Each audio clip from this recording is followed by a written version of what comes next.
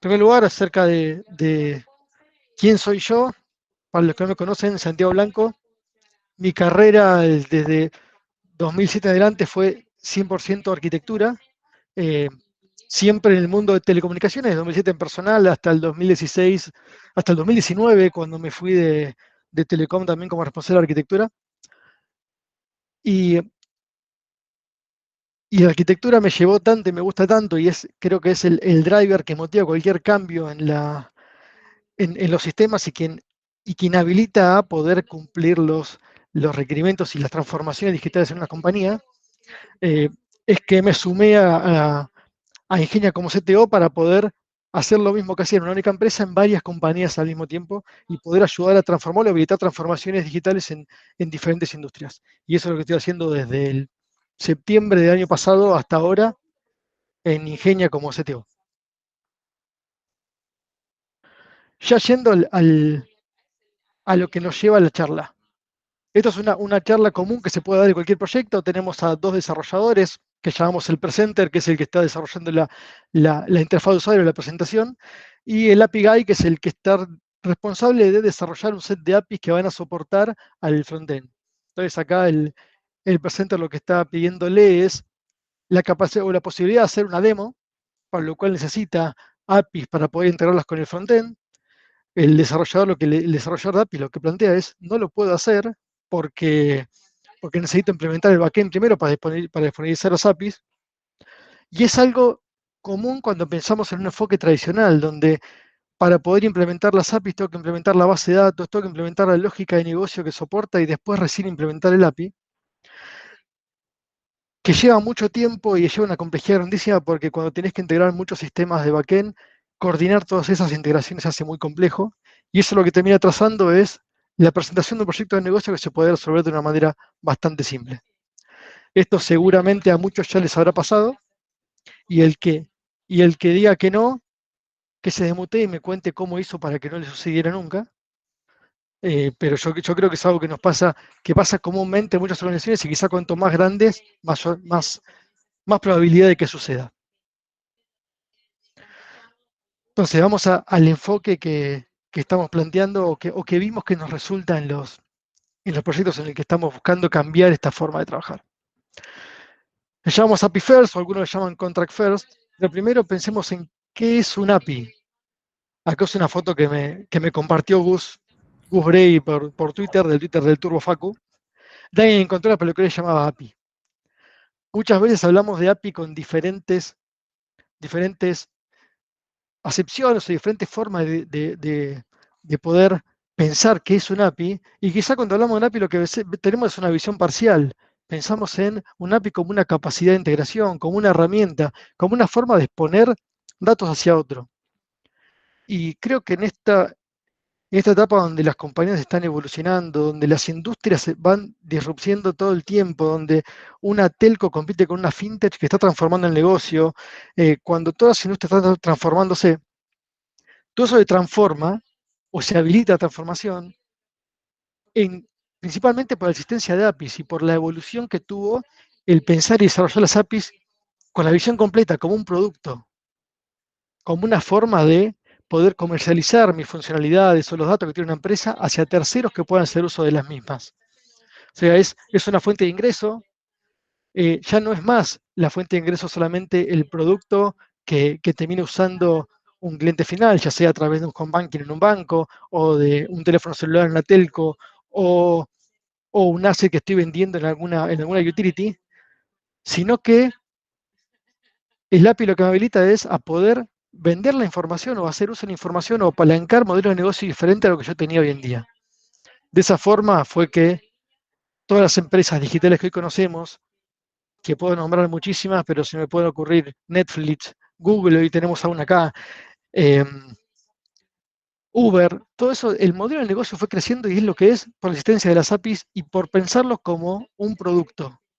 Como un producto hay que cuidarlo, hay que pensarlo bien, hay que diseñarlo y hay que gestionar tu ciclo de vida de manera que se pueda aumentar la experiencia de los clientes. ¿Quiénes son los clientes de las APIs? Principalmente los desarrolladores. Si no pensamos en quién va a estar del otro lado, difícilmente una API sea exitosa. Entonces, cuando hablamos de API tenemos que pensar en tres cuestiones importantes que son la consistencia. Todas las APIs que ponga un sistema tienen que ser consistentes. No tenemos que buscar, tenemos que evitar que el desarrollador tenga que estar aprendiendo cada vez que tiene que interactuar de una manera u otra con nuestro sistema. Si tengo un sistema que pone dos APIs, una para consulta de saldo yendo a la industria del banco y otra para consulta de datos de la cuenta, tienen que ser similares. Tienen que mantener una consistencia en la forma de autenticar, de gestionarse, de que exponen la información, de cómo es el contrato. Si no, va a ser muy complejo usarlo y no lo voy a terminar usando. Y eso me lleva a habilitar la estandarización. Tengo que buscar una forma de estandarizar esa forma, la forma en que estoy exponiendo mis capacidades o las APIs a terceros. Hasta ahora, como venimos. Acuérdense de que si tienen alguna duda, levante la mano. O si quieren hacer un comentario o algo. Entonces, ¿cuáles son los enfoques para manejar las APIs y poder pensar y diseñar estas APIs? Tenemos dos enfoques. El enfoque tradicional, que es Code First, y el enfoque que ya no es tan nuevo, pero sí se está usando cada vez más, que es API First. Vayamos al tradicional. En el Code First lo que hago es diseño las APIs, me siento con mi potencial consumidor, o pienso en quién puede ser mi consumidor en el caso de que no lo conozca inicialmente, y le doy forma a esa API. Esa API la construyo completamente, no solo de la interfaz, sino su interfaz, el backend, la base de datos y todos los componentes que hace que funcione. La codifico, la empaqueto y recién ahí habilito que los consumidores, conociendo la API, puedan hacer inicio del desarrollo. Después lleva a una etapa de testing, donde inevitablemente las cosas van a fallar o no van a ser como se esperaban, y entonces tenga que volver a una etapa de diseño y pensamiento, volver a resolver los bugs o las cuestiones que tenga que poder evolucionar, volver a empaquetarlo y así todo el tiempo. Eso hace que el ciclo de desarrollo sea muy lento y que muchas veces pasa lo que le pasó a los chicos de los primeros slides, que terminen teniendo un conflicto de intereses por bloqueo por dependencias. El que está, el que tiene un desarrollo más ágil, que generalmente es un frontend, se bloquea por el desarrollo tradicional que tienen los sistemas de backend. Entonces, ¿cómo podemos evitar eso? Yendo en un enfoque de API first o contract first. Diseño las APIs, pienso en quién es el consumidor, quién es el contrato, y ya genero un activo que mis potenciales consumidores ya pueden empezar a usar. Ahora vamos a ver un rato de qué se trata y cómo podemos encararlo.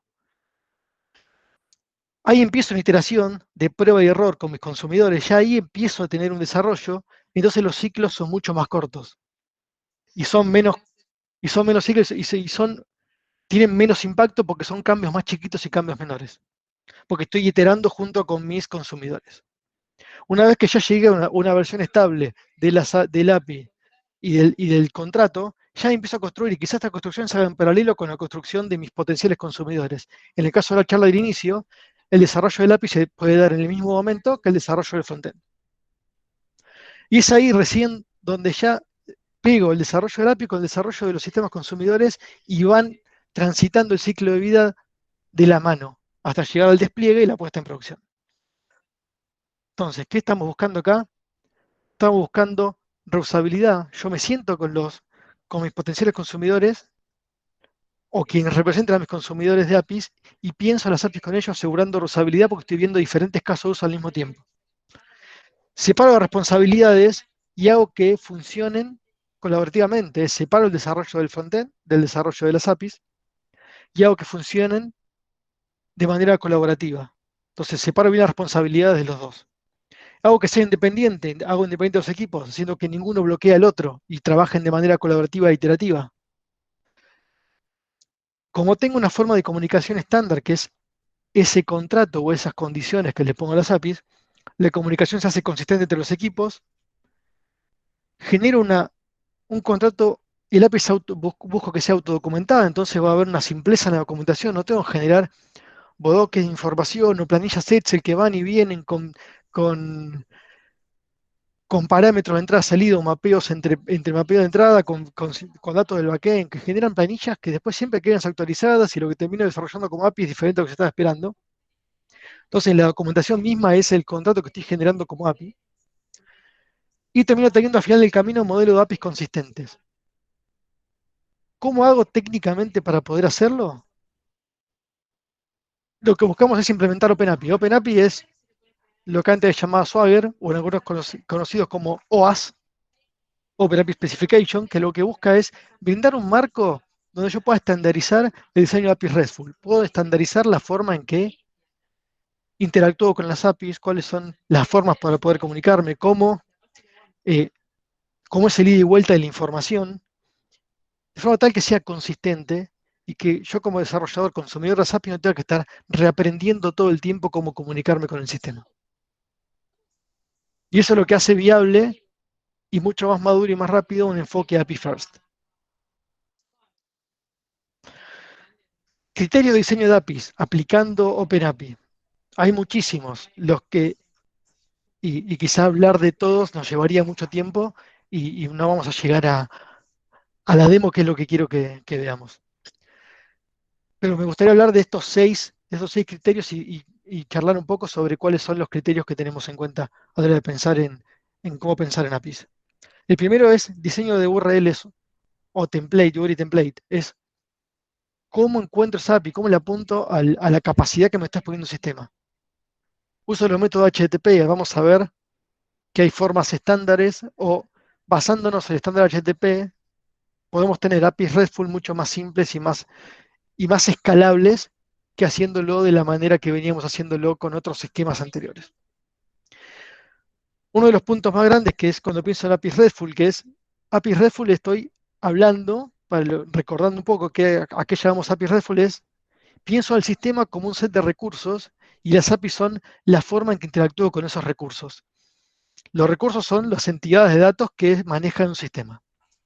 Entonces, cuando empiezo en un sistema descomponiendo en partes, que son los recursos, que interactúa mediante APIs, tengo que pensar en cómo se expresan las relaciones. Y ahí empieza a complicarse un poco la cosa. Hablo de, sí, el cuarto punto es links y permalinks, es cómo genero links o enlaces entre los diferentes recursos para expresar las relaciones entre esos recursos. Cómo represento las entidades y cómo versiono las APIs. Que el versionado es una discusión en sí misma que lleva a charlas filosóficas de discusiones de enfoques diferentes y vamos a ver cuáles son los que, a mi parecer, son los más acertados desde la práctica. Primero, diseño de URLs. Para los que hayan pasado como yo por el paradigma de SOA y los web services, cuando hablábamos de web services estábamos planteando no el sistema como un set de recursos, sino el sistema como un set de acciones, o como el sistema exponía acciones hacia los terceros que podían, para que las aplicaciones terceras pudieran interactuar con el sistema. Eso hacía que un sistema complejo pudiera tener decenas de miles de endpoints diferentes, todos con estándares de nomenclatura diferentes. Y, y acá tenemos dos ejemplos. Quizás estos dos endpoints que tenemos acá arriba, donde Drake no le está gustando nada, lo que está mostrando es dos formas de obtener información de un sistema. Una para ver un estimate de una factura, lo que fuera, y otra para obtener los datos de un conductor. En ambos casos lo que quiero hacer es lo mismo, es consultar un dato, pero en ambos casos lo estoy pidiendo de manera diferente. Uno,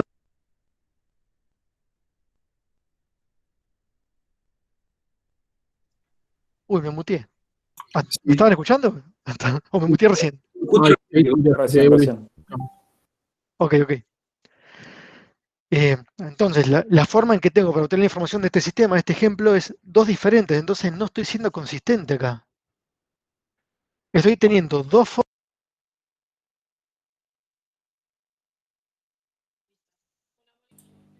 Hay un Santiago de Luca me está muteando. ¿Cómo? Hay un Santiago de Luca que me dice que me está muteando a mí. Se ha quitado Santiago de Luca. Ok. Se calentaron y lo echaron. No, no es muy democrático esto. Pero... No, pero me estaban Levantá la haciendo mano. bullying. Me estaban haciendo bullying, así no se puede. El patrón de Facu lo llama. Para mí que esa persona era un amante de los web services. O no le gusta Drake. O no le gusta Drake. WSDL, sí, por favor.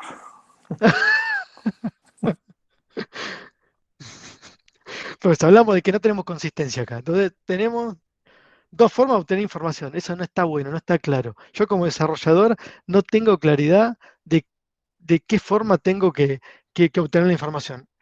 En cambio, ya pensándolo como recursos y verbos estándares, que es lo que vamos a ver ahora, lo que estoy haciendo es, tengo un recurso que es el estimate o los drivers, y estoy apuntando directamente a uno de los drivers en particular, y estoy usando métodos estándar HTTP para poder accederlos. Entonces, aseguro una mejor consistencia. Por eso es que REST fue una evolución muy buena de SOAP por el WSDL, porque WSDL no aseguraba la consistencia en la forma de poder manejar el acceso a la información o las funciones que un sistema ponía. Entonces, por eso es que nos gusta tanto REST y las APIs RESTful. Porque somos vagos y nos gusta la simplicidad, nada más que por eso. Hablamos de métodos HTTP. RESTful se basa, o las APIs RESTful se basan en hacer uso casi por completo del estándar HTTP. Lo que dijo, lo que se dijo cuando se creó las APIs REST es, si HTTP funciona también hace tanto tiempo, planteando recursos y planteando acceder a recursos y linkear esos recursos entre sí, y es el que soporta la web que todos usamos, y evolucionó en el tiempo, y la verdad que no generó ninguna disrupción más allá de cambios menores que se fueron dando. ¿Por qué no usar ese mismo estándar, esa misma forma de pensamiento para integrar sistemas y aplicaciones? Entonces eso hace que hagamos uso principalmente de estos cinco métodos HTTP para poder interactuar con las APIs. Get para acceder a información, como los ejemplos que veíamos antes con Drake. Post para crear una nueva entidad.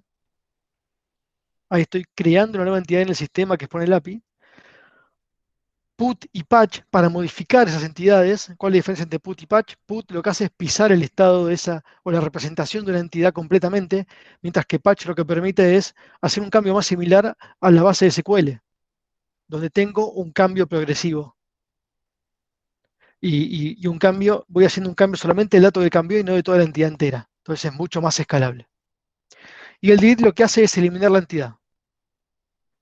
Recordémonos que eliminar la entidad puede ser cambiar el estado y que no se muestre nunca más hacia los consumidores. No quiere decir que la estoy borrando de una base de datos, sino que esto estoy pensándolo desde el comportamiento de quien está consumiendo el API. ¿Estamos acá? Bien. Bárbaro, bárbaro. Ahora, ¿cómo representamos las entidades? Quizá todos ya hoy en día es casi un estándar de facto pensar cuando pienso en APIs, pienso en REST, pienso en REST, pienso en JSON. Quizás haya algunos casos donde donde tenga que usar otros formatos binarios o XML por alguna cuestión en particular. ¿Eso está mal? ¿Eso significa que no es una API REST? No, nada que ver. Es justamente lo que estamos buscando es poder soportar diferentes formas de diferentes representaciones de los objetos y lo vamos a definir a través de los header HTTP para decir qué estoy esperando, qué tipo de representación estoy esperando de los datos que estoy solicitando. Hablamos de JSON. Cuando llamamos JSON ya tiene dos formas nativas de poder soportar el método de modificación patch. JSON patch o merge patch. Son tan simples de utilizar los dos que eh, en general cuando un API soporta patch, está soportando los dos métodos distintos. Algunos es más complejo porque el JSON que estoy enviando es más complejo, porque tengo que decirle cuál es el tipo de cambio que estoy enviando en lugar de solamente mandar el campo que envié con el nuevo estado, porque pensemos que cuando estoy haciendo un patch, haciendo un cambio de una entidad parcial, no siempre estoy modificando la representación de un campo de una entidad, sino que a veces lo que estoy haciendo es eliminando ese campo, porque yo no quiero que exista más, o estoy insertando un campo que antes no estaba, o en el caso de una entidad compleja, estoy agregando un elemento a una colección interna de una entidad. Entonces lo que me permite el merge patch es más complejo, pero me permite jugar con todas esas formas y esos verbos, esas diferentes acciones que puedo hacer con una entidad. Mientras que JSON patch es mucho más simple y genera solamente cambio de estado. Consistencia de nombres. Acá viene la guerra filosófica de qué uso, snake case, spinal case, camel case, no importa qué case usen, va a haber algunos que le va a gustar más snake, otros spinal, otros camel, usen siempre el mismo para todo. Busquemos la consistencia, no importa cuál sea el nombre o la nomenclatura que usemos siempre algo que sea consistente y que evite, pensemos que los desarrolladores somos vagos, los técnicos somos vagos y el ser humano es vago por naturaleza. Entonces, cuanto menos cómputo del cerebro usemos, va a ser mejor para nosotros, vamos a ser más felices. Entonces, usémoslo. La consistencia hace que nos acostumbremos más rápido y pensemos menos y seamos más felices y la experiencia como desarrollador sea mejor. Formato de fechas y monedas, otro punto a discutir. O monedas y o números. Ahí la gente de ISO se mató mucho tiempo para definir estándares. Usémoslos, aprovechémoslos. Si no sabemos cómo plantear un formato de fecha, monedas u otro distinto, vayamos a ISO que seguramente alguien estuvo pensando y hizo un paper para eso. En este caso, ISO 8601 habla de cómo hacer un formato de fechas estándar, ya que datetime no es un dato estándar en JSON, sino que lo mejor que podemos hacer para asegurar la consistencia entre todas las tecnologías posibles es usar string formateado con ISO 8601.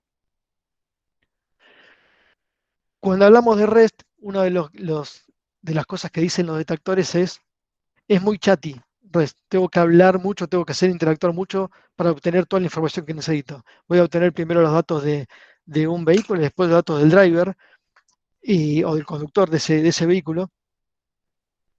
Pero eso no quiere decir que REST sea chatty o que REST me obliga a eso, sino que las entidades y recursos de las API no estuvieron pensadas en quién iba a estar consumiendo.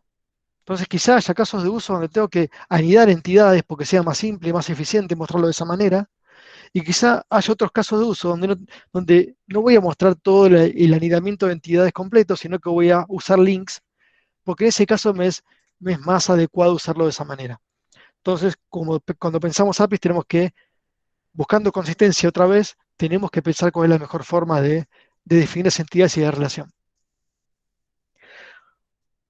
Otro punto importantísimo en la representación es cuando devuelvo colecciones, hablar de la paginación. Y en general, cuando hablo de paginación, que hablo de dos elementos. Uno es la cantidad de elementos por página y otro es el offset, desde cuál es mi primer elemento que estoy mostrando en esa página. Entonces, cuando estamos hablando de más de 20 atributos o 20 entidades que estoy devolviendo, y lo mejor es paginarlas en diferentes páginas porque va a ser mucho más eficiente el ida y vuelta. Más cuando estamos hablando de aplicaciones mobile, donde lo que más pesa es la eficiencia.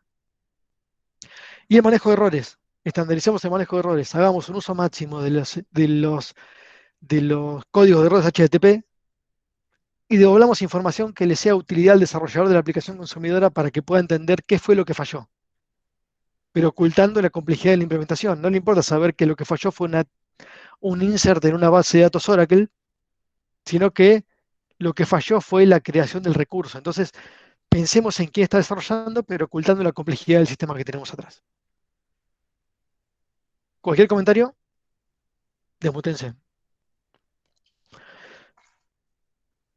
A ver, ahí nos ponen un comentario. Cuidado con el paginado, considerar cursores en lugar del número de página para evitar repeticiones o omisiones cuando los datos cambian. A ver, contanos un poco más, aquí hay más cursores. Hola. Hay muchas APIs que usan un número de página, ¿no? Y ese número de página hace bastante difícil, no, hace bastante fácil que haya problemas cuando los datos van cambiando, cuando se agregan datos o algo. Si el consumidor, qué sé yo, quiere, por ejemplo, consumir toda una lista completa y se agrega un nuevo elemento, en la página 2 ahora se va a ver desplazado. El cursor es un continuation token o cualquier cosa por el estilo que ayude a evitar eso. Ok, buen punto. ¿Y eso cómo lo implementás? Porque tenés que hacer un seguimiento, tenés que saber cuál fue el token del último elemento para poder a partir de ese seguir. Claro, hay distintas implementaciones. Creo que OData tiene alguna. Bueno, hay distintas formas de hacerlo, sí. Y otra cosa que tiene el paginado, que te obliga a calcular, o sea, vos querés ir a la página 38, tenés que calcular exactamente qué ítems había en las páginas anteriores. Entonces también tiene un costo. O sea, vos tenés que, por ejemplo, si hay filtros, tenés que filtrar todos esos elementos. En cambio, si vos le decís, no, dame desde el ID no sé tanto o desde la fecha tanto, evitas todo ese costo. Ujú. Sí, sí.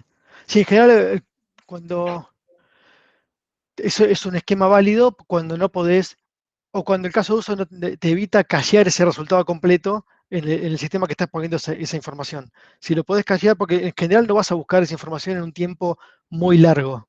En general, el consumidor lo que va a hacer es, va a durar pocos minutos esa información. Entonces, un esquema que se usa mucho también para soportar el paginado y evitar el problema que estabas planteando, es cachear esos resultados e ir paginándolos sobre la calle y no sobre el dato real de la base. Eso es Claro, válido cuando no requerís consistencia 100% y cuando te bancás un poco de delay. buenísimo.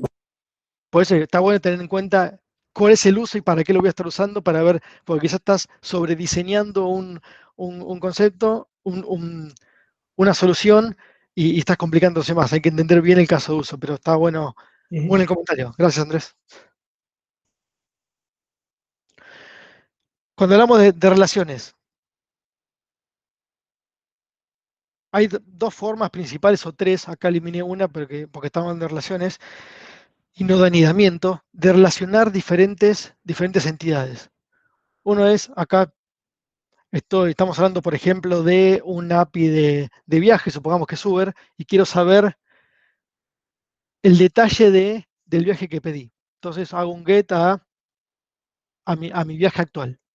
Y me dice de dónde voy, hacia dónde voy, y acá me dice el ID del driver, el ID del conductor. Yo como desarrollador, si obtengo esa API, lo que tengo que saber es, supongo que hay otra API que va a dar los datos del driver, pero la verdad que no sé cuál es y tengo que buscar la documentación para poder hacerla, para poder obtener esa información.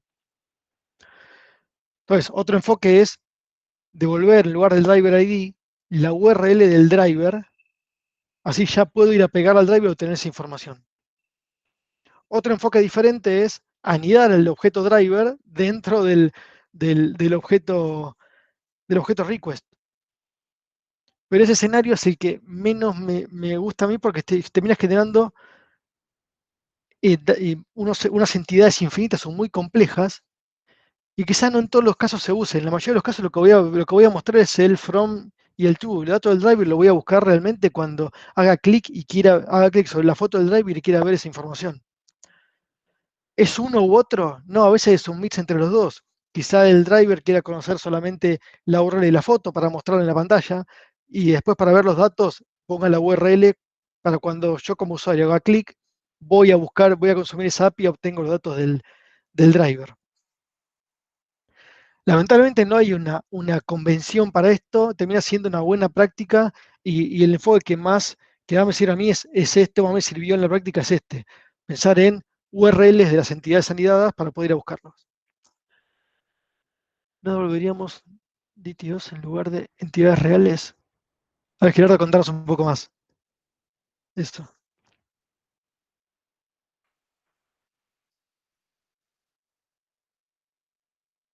Gerardo, ¿querés contarnos un poco más de lo que decías en el comentario? Sí, perdón, estaba muteado Ok. doblemente. No, lo que quería comentar es que quizá no es buena idea devolver entidades de un modelo directamente, sino tener algún tipo de estructura donde vos extraigas la información que querés mostrar y la anidás como necesitas y te desentendés un poco de complejizar el modelo. Claro, A eso me refería. Entonces quizá sí. puedas devolver directamente el driver acá, no necesariamente quiere decir que vayas a complicar tu diseño. No, El no, driver seguro. como información, ese era mi comentario. Claro, quizá al driver y quizá no envía todo el driver completo, sino que envía solamente la información que voy a mostrar, que es quizá el nombre y apellido y la foto, y no mucho más, y eso sea una entidad que quizá no exista en el backend, pero sí lo representa como parte del driver. Como Sí, parte exacto. del request, perdón. Andrés, ¿querés contar la diferencia entre entidad y recurso? Gracias, Gerardo, por tu comentario. Sí, Por ejemplo, donde yo estoy laburando ahora, lo que hacemos bastante es, una cosa es el recurso, ¿sí? Que está relacionado con la API, y otra Ujú. cosa es la entidad, capaz que no tiene nada que ver con el recurso. El recurso en este caso es request, y capaz que en mi backend o en una capa más interna, llegando más acerca de la base de datos, no tiene nada que ver con el recurso que es de la API. Capaz que se divide en varias entidades o se achica o cambia. Que está relacionado un Totalmente. poco con lo que decía Gerardo, de, del Ujú. DTO, que parece estar más relacionado con el recurso que lo que voy a devolver. Totalmente. Cuando pensamos, y que es un poco lo que decía antes, ¿no? Cuando tenemos que ocultar la complejidad del sistema backend. El sistema backend puede estar esta información puede estar dispersa en 3 sistemas diferentes, o puede no haber una base de datos que mantenga esta información, sino que tenga que el API por atrás lo que está haciendo es componiendo datos de diferentes lados para generar este, este recurso. Entonces, no expongamos la complejidad que tenemos en el backend. Pensemos en quién está consumiendo para diseñar esos recursos que estoy exponiendo y cuál es la información que estoy queriendo exponer. Como dice Diego, no exponer el modelo de dominio. Expongamos solamente lo que nos hace sentido para esa API y esa problemática que estoy queriendo cubrir. Cuanto más simple sea la API, mejor. Sí, ahí doy fe porque justo me pasé todo el día separando un request que devolvía una entidad enorme, un DTO enorme, con un montón de cosas anidadas. La tuve que separar en un montón de llamados más simples y ahora la página que lo usaba carga como un tercio del tiempo que lo hacía antes. Claro, pobrecita Realmente estaba simple termina parseando mejor. información de más. Sí, no, era terrible.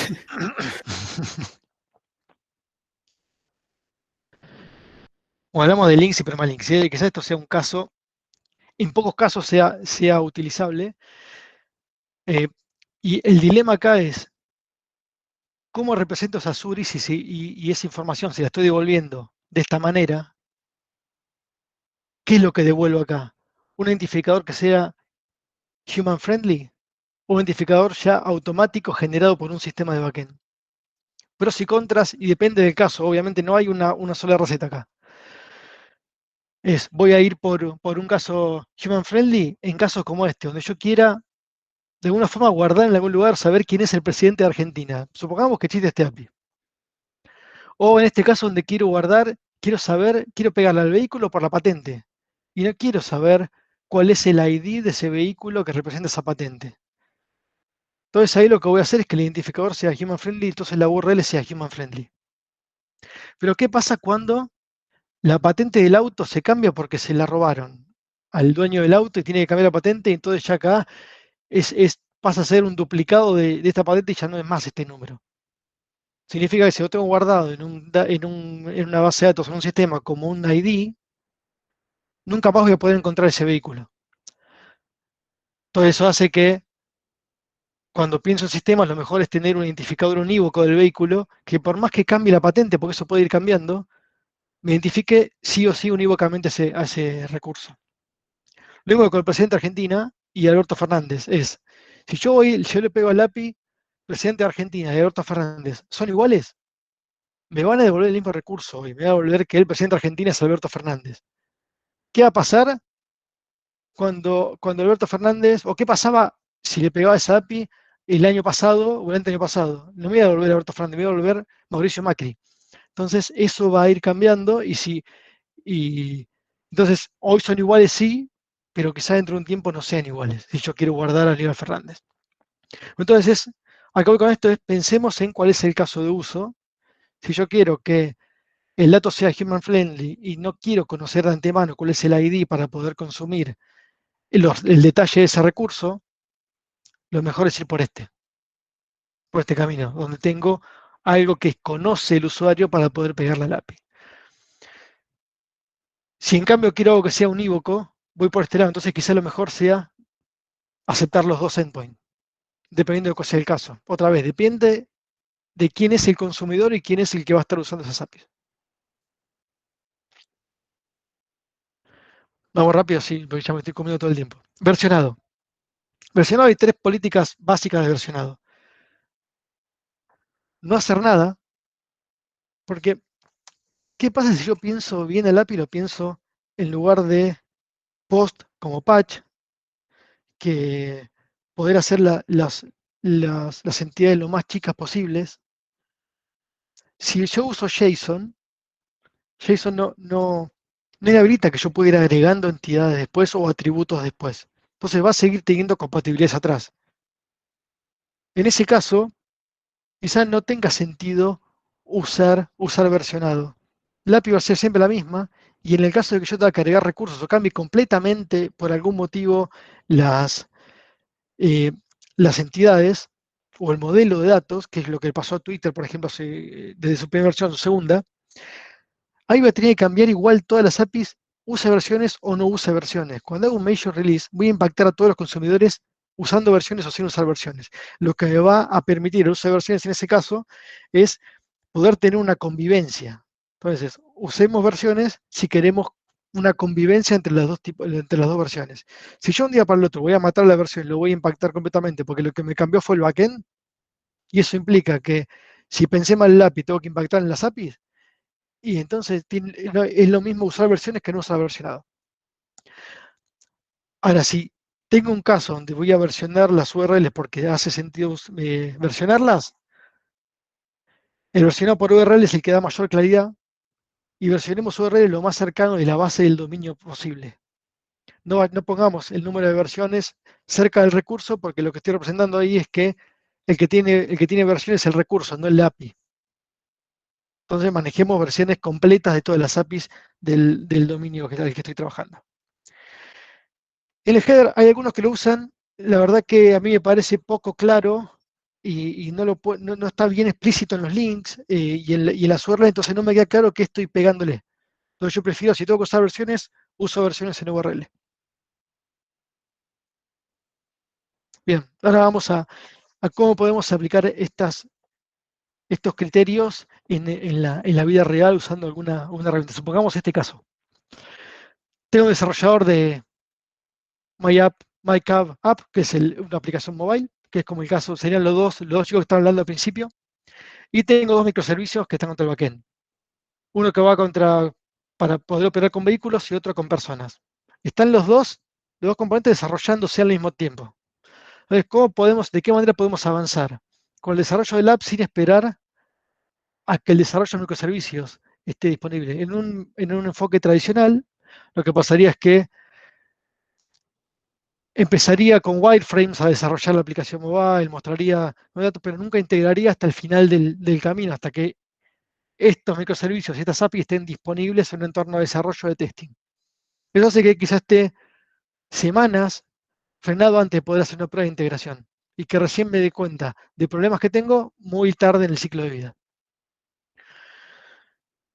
Estrategias hay muchas, lo que elegí yo acá es hacer mocks de esas APIs utilizando un API Gateway. Entonces yo voy a exponer versiones moqueadas o dummies de las APIs para poder acelerar el desarrollo del app mientras desarrollo lo que está acá en el backend. Entonces ya ahí lo que hago es separar el desarrollo de los dos. Este desarrollo va a poder ir iterativamente contra un API Gateway. El API Gateway va a devolver respuestas dummy todo el tiempo, mientras estoy creando el microservicio definitivo que va a estar por atrás. ¿Qué es lo primero que tengo que hacer para que esto funcione? Lo primero que tengo que hacer es ampliar la pantalla porque si no la van a ver.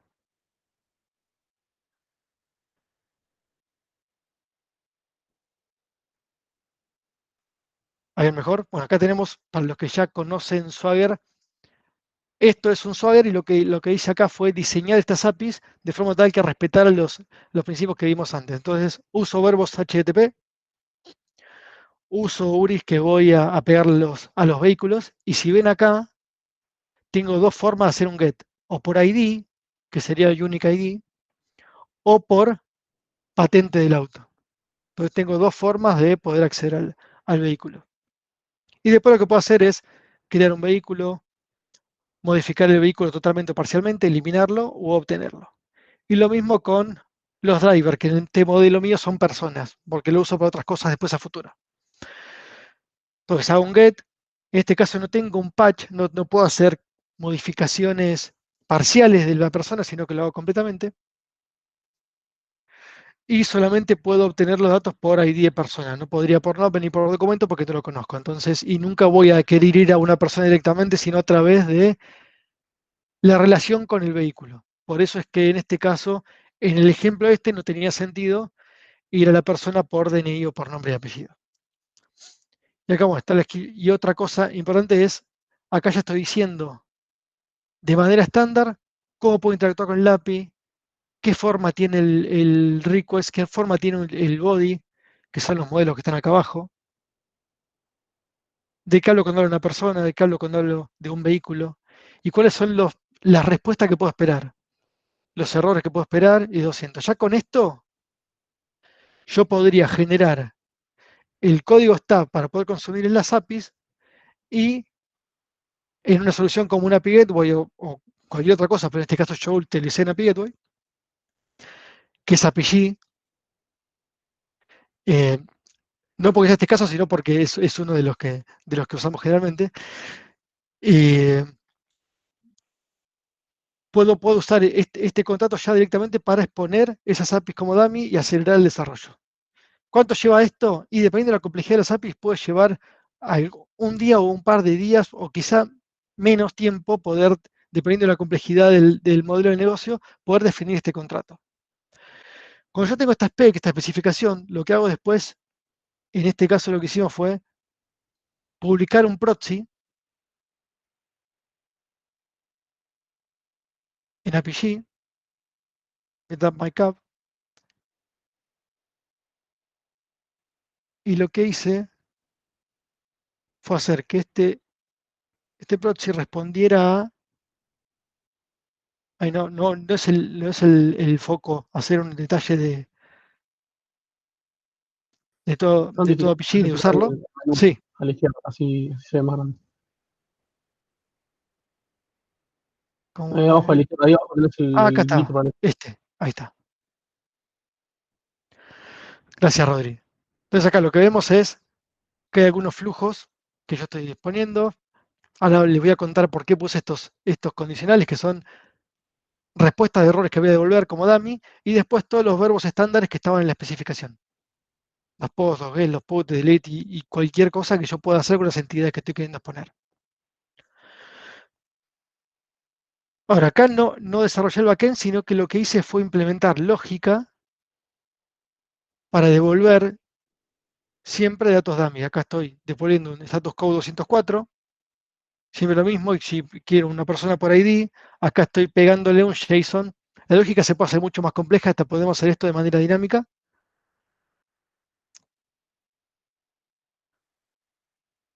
Pero acá en este caso lo que hice fue pegar un JSON, pero se puede hacer mucho más complejo. ¿Y qué cosa le agregué a este caso? Pues yo podría dejarlo así y sería lo mismo que lo que dice Gerardo, que es Postman también lo tiene. Ok, sí, es cierto, lo tiene, y me sirve para destrabar unas cuestiones básicas de lo tengo en mi máquina y Postman funciona en mi máquina y puedo desarrollar contra mi máquina.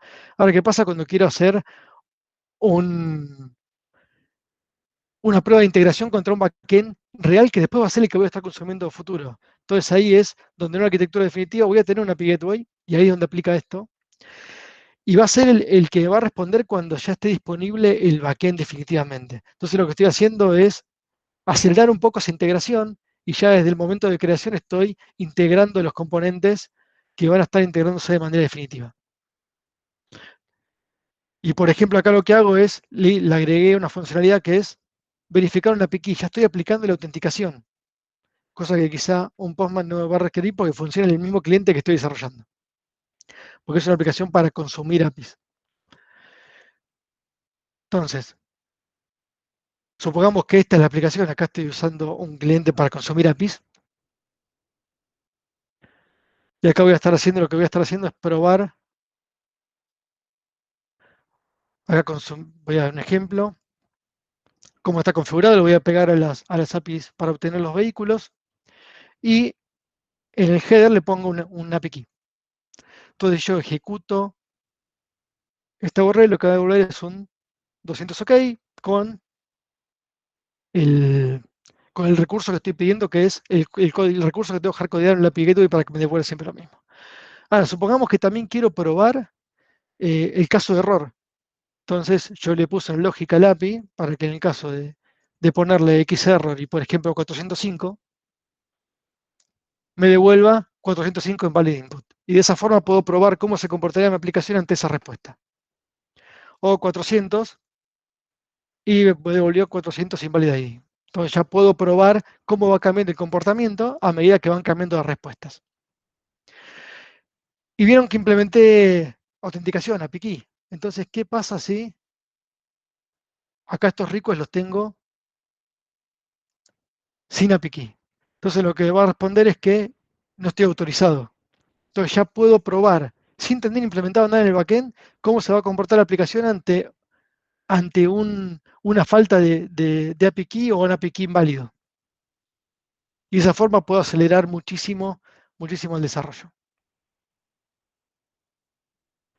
Fui rápido con la demo porque si me iba a tardar me comí todo el tiempo, pero se entendió un poco el concepto. Lo que estoy haciendo acá es, no implementé los componentes de backend, lo que hice fue emular la lógica en el API Gateway y agregándole un comportamiento de seguridad. ¿Qué va a pasar cuando estén estos componentes desarrollados? Yo no voy a tocar la aplicación va a seguir pegándole al API Gateway, y lo que voy a hacer es desconectar esos componentes dummy del API Gateway y pegarle al microservicio de backend definitivo. ¿Usás 500 como código de error? Andrés está preguntando por el código de error. Sí, que lo usamos cuando el código de error es cuando es un error interno en el sistema. Si es un error de datos, que es en el caso este que estamos hablando de los 400 y pico, porque lo que estaba fallando era el input, entonces ahí es que usamos los 400. Los 500 lo uso cuando es un problema del backend.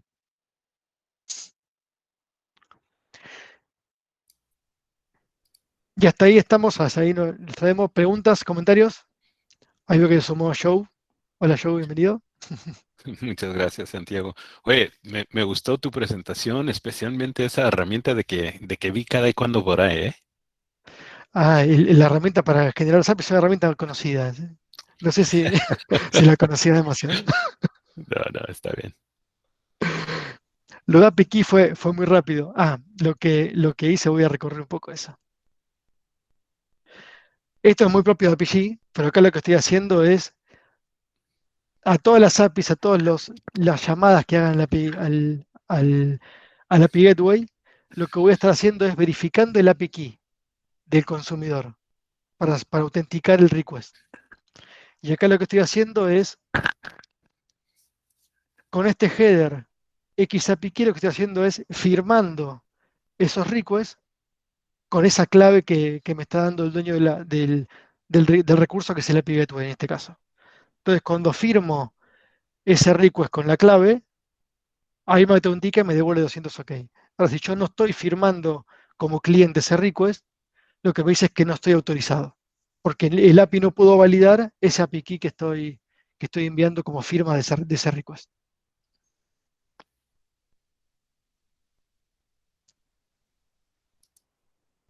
¿Alguna otra duda más? ¿Comentario? A ver, desde este paso y ya teniendo la definición, luego podés generar código en lenguajes específicos. Sí, también tenés eso, tenés la posibilidad de hacer eso, Matías. Tenés la posibilidad de... hay herramientas que en base al Swagger vos podés generar el código stub para poder, o el esqueleto del código para después generar los backend.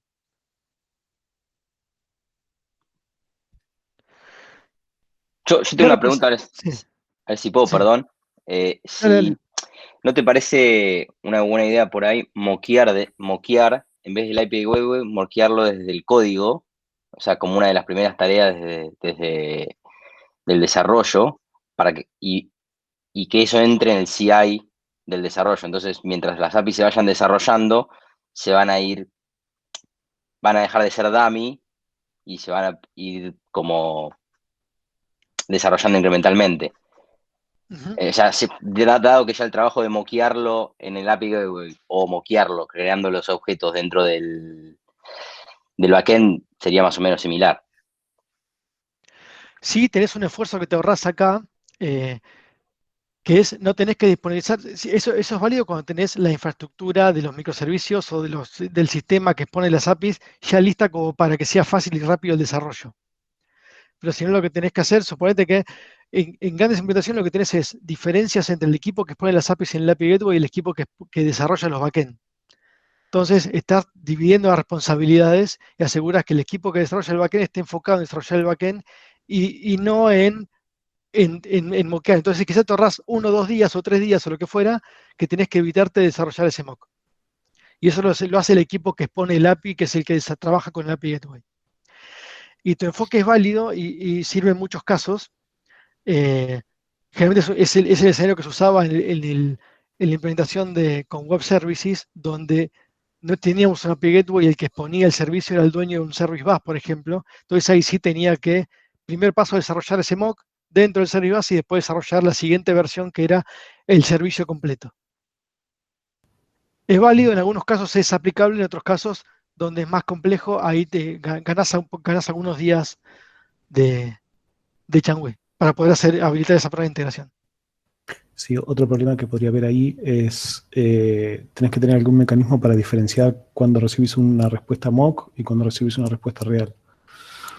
Como si la respuesta está en el backend, ya sea mock o real, ¿cómo te das cuenta si ya está implementado o no? Viéndolo desde afuera, ¿no?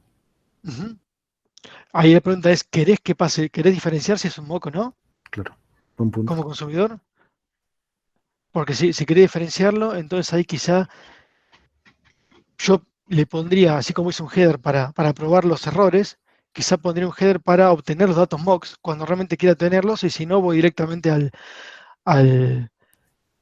pedir el sistema del backend. Ahora, como API Gateway, quizá devolvería datos mocks cuando el sistema de backend en un entorno de desarrollo no esté disponible. Entonces, si yo tengo un API Gateway, podría diferenciar. Voy contra el sistema definitivo. Si no está disponible, le devuelvo un dato mock. Porque sé que estoy en desarrollo y ese caso de uso es aplicable a desarrollo.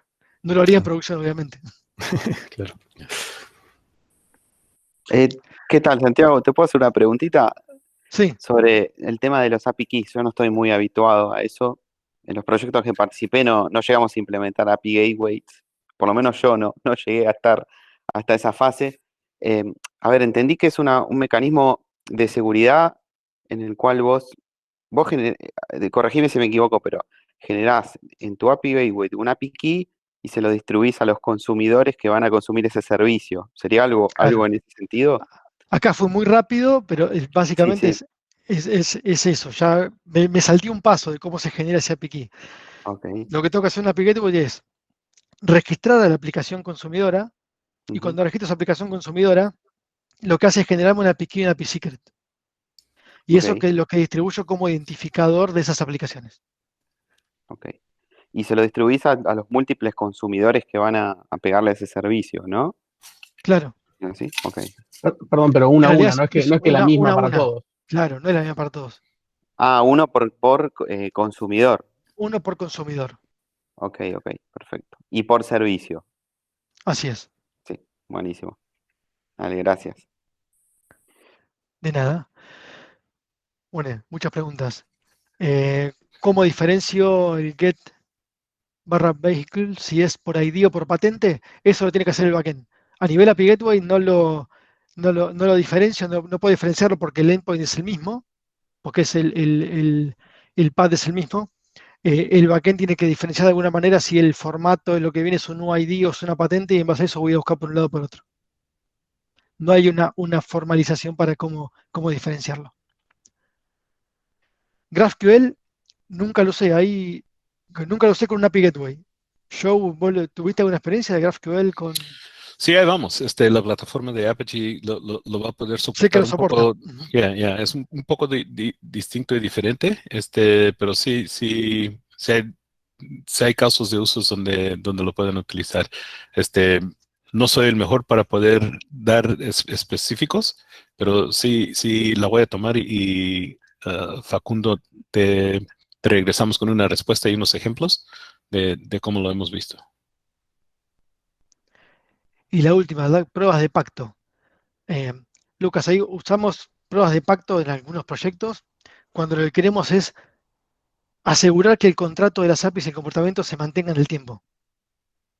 Entonces, ahí es donde usamos Pack.io. No es una prueba de funcionalidad, sino que es una prueba de que se mantiene la forma en que me está respondiendo ese API en el tiempo para asegurar compatibilidades atrás.